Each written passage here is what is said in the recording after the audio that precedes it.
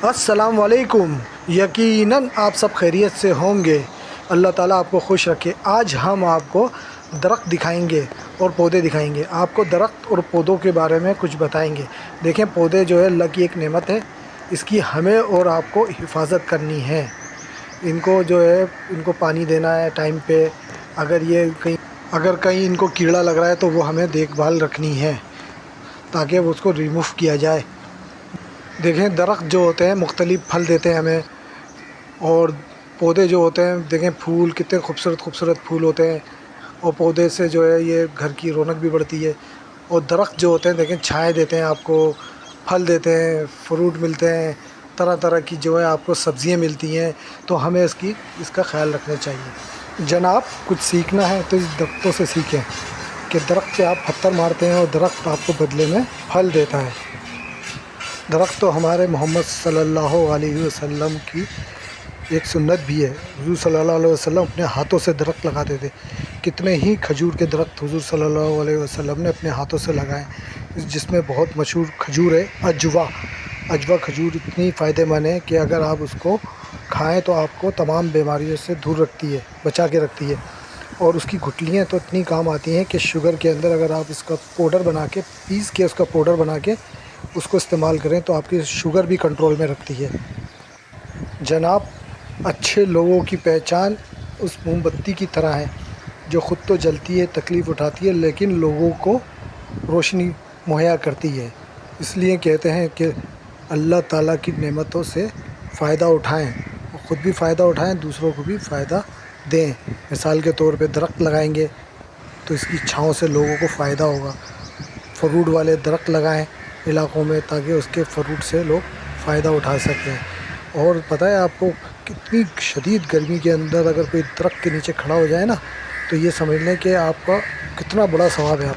آپ کو نیکی کتنی اللہ تعالیٰ اس کی نیکی دے گی۔ اس لیے کہتے ہیں کہ درخت لگانا چاہیے۔ کچھ لوگ جو ہے نا باہر کولر رکھ دیتے ہیں، پانی کی مٹکا رکھ دیتے ہیں تاکہ لوگوں کو پانی ملے۔ بہت بڑا اجر ہے، یہ بہت بڑا اجر ہے۔ یعنی کہ آپ خود تو اللہ کی نعمت سے فائدہ اٹھا رہے ہیں اور دوسروں کو بھی پہنچا رہے ہیں اللہ تعالیٰ کا فائدہ۔ تو اس لیے کہتے ہیں کہ اللہ تعالیٰ کی نعمتوں سے فائدہ اٹھائیں اور شکر ادا کریں۔ اللہ تعالیٰ کی کن کن نعمتوں کو ٹھکرائیں گے ہم؟ اللہ تعالیٰ نے تو ہمیں اتنے سے اتنا بڑا کر دیا۔ ایک پودے کو بھی دیکھیں آپ، اتنا سا لگتا ہے وہ کتنا بڑا درخت بن جاتا ہے، پھلدار درخت۔ اس لیے کہتے ہیں کہ لوگوں کے کام آنا چاہیے، لوگوں کے دکھ درد میں جانا چاہیے۔ اگر کوئی تکلیف میں ہے تو اس کو تکلیف سے نکالنا چاہیے۔ جیسے کہ آپ کو موم بتی کی مثال دی کہ موم بتی خود تو جلتی ہے لیکن دوسروں کو اپنی روشنی سے فائدہ پہنچاتی ہے۔ اسی طریقے سے درخت کتنی تکلیف اٹھا کے بڑھتا تو ہے لیکن اس سے کتنا فائدہ ہوتا ہے لوگوں کو۔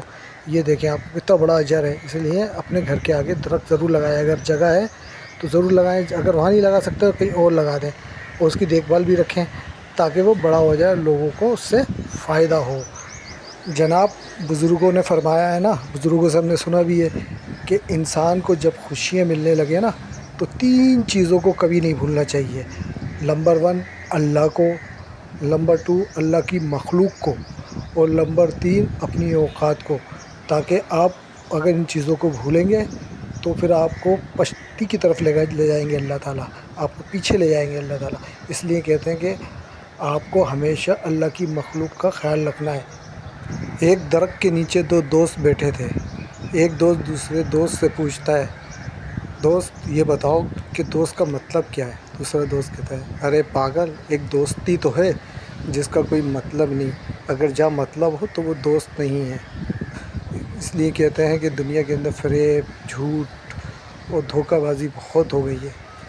اس لیے اس سے بچیں، اور اس کا ازالہ کرنے کے لیے اگر آپ سے کوئی غلطیاں ہو گئی ہیں تو درخت لگائیں، لوگوں کے کام آئیں، نیکی کریں اور اللہ کی مخلوق کی خدمت کریں۔ یہی ہے سب کچھ۔ اور اللہ تعالیٰ کے حضور سجدہ کریں اور خوب دعائیں مانگیں اپنی غلطیوں کی، کوتاہیوں کی، گناہوں کی۔ اللہ تعالیٰ سے بات کریں آپ۔ اللہ تعالیٰ کہتا ہے کہ جو شخص مجھ سے بات کرتا ہے، مجھ سے مانگتا ہے، تو یہ سمجھ لیں کہ اس کو میں خالی نہیں لوٹاتا، ضرور وہ آپ کو کبھی نہ کبھی ضرور آپ کا مدد کریں گے، اور آپ کے لیے کچھ نہ کچھ انہوں نے ضرور رکھا ہوگا۔ اس لیے کہتے ہیں اللہ سے ہی مانگنا چاہیے، اللہ سے ہی فریاد کرنی چاہیے، اللہ کی مخلوق کی خدمت کریں، لوگوں کے کام آئیں۔ ایک بچہ تھا، وہ جو ہے نا محلے کے اندر سب بیچارے اس سے کام کرواتے تھے، اس بچے سے نا سب اس سے کام کرواتے تھے، یا بیٹا پپو مجھے ذرا دودھ لا دے، پپو مجھے یہ کر دے، پپو یہ کام کرتے۔ وہ بہت محنت کرتا تھا اپنے محلے میں نا، بڑی مدد کرتا تھا لوگوں کی، یہاں تک کہ اپنا کام بھی کرتا تھا اور لوگوں کا بھی کام کرتا تھا۔ ایک دن وہ بیمار پڑ جاتا ہے، جب وہ بیمار پڑ جاتا ہے تو سب بڑے گلی والے محلے والے پریشان ہو جاتے ہیں، اس کے گھر آتے ہیں، اس کو دیکھتے ہیں، بولتے ہیں یہ تو بہت اچھا بچہ ہے اور دیکھو بیمار پڑ گیا۔ تو اس لیے کہتے ہیں کہ اپنے آپ کو منوانے کے لیے کچھ کرنا پڑتا ہے، کچھ محنت کرنی پڑتی ہے، لوگوں کی خدمت کرنی پڑتی ہے، کوئی خود ایسے نہیں بن جاتا۔ اس کے لیے کہتے ہیں نا کہ کوئی نہ کوئی کسی کا سایہ ضرور بنتا ہے، اسی طریقے سے درخت بھی جو ہے نا آپ کی چھاؤں کی مانند ہے۔ دیکھیں جناب، جاتے جاتے آپ کو ایک ہی نصیحت ہے کہ دیکھیں ماں اور باپ جو ہوتے ہیں وہ ایک درخت کے مانند ہوتے ہیں، وہ چھاؤں دیتے ہیں اپنی اولاد کو۔ اس لیے کہتے ہیں کہ اپنے ماں باپ کا خیال رکھنا چاہیے۔ بیچارے وہ ماں باپ تکلیفیں اٹھاتے ہیں، دھوپ میں پھرتے ہیں، لیکن وہ اپنی اولاد کو دھوپ نہیں لگنے دیتے ہیں۔